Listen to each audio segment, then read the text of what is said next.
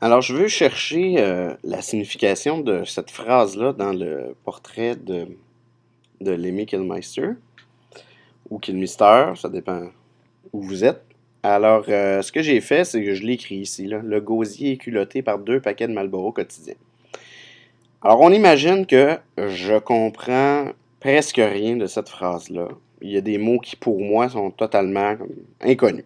Alors, disons que un de ces mots-là, c'est gosier, culotté, oups,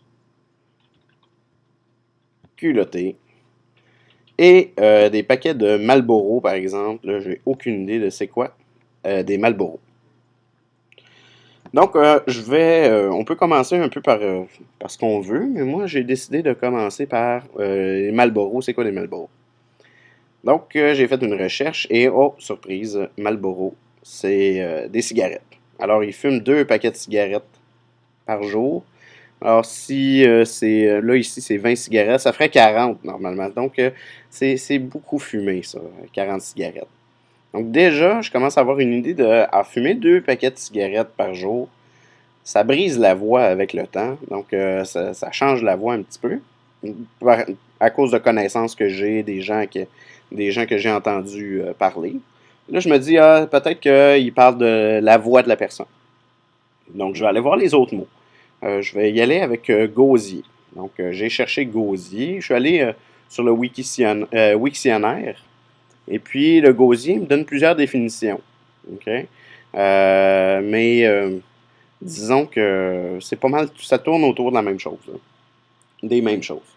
Donc, le premier sens, c'est la partie intérieure de la gorge qui fait communiquer le pharynx avec l'œsophage. Bon.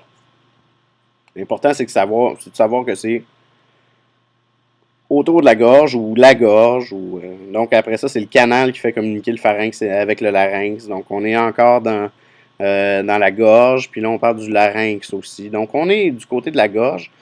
Fait donc ce que j'avais comme intuition, c'est qu'on allait parler de la voix de la personne. On est dans cet endroit-là.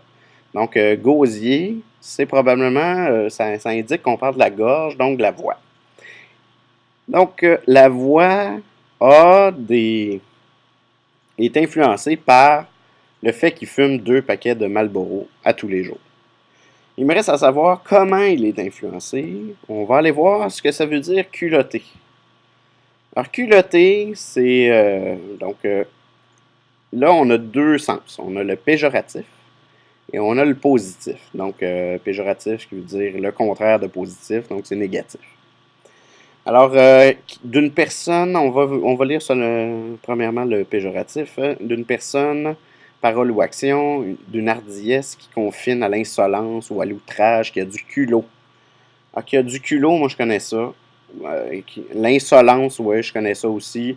Donc, je sais que c'est quelqu'un qui est, et là je m'en vais voir les synonymes, effronté, osé. Ça ressemble un petit peu plus à ce que Lemmy pourrait transmettre comme image, parce que du côté positif, là, courageux, hardi, dégourdi, ça ressemble pas vraiment à Lemmy. Donc, audace, insolence, impertinence, insolence, c'est des sens intéressants. Donc, je vais aller voir, je vais revoir la phrase selon ce que j'ai trouvé. C'est que la voix de Lemmy, euh, elle a une touche de rocker finalement, d'insolence, à cause des paquets de cigarettes qu'il fume continuellement. En fait, les cigarettes. Là.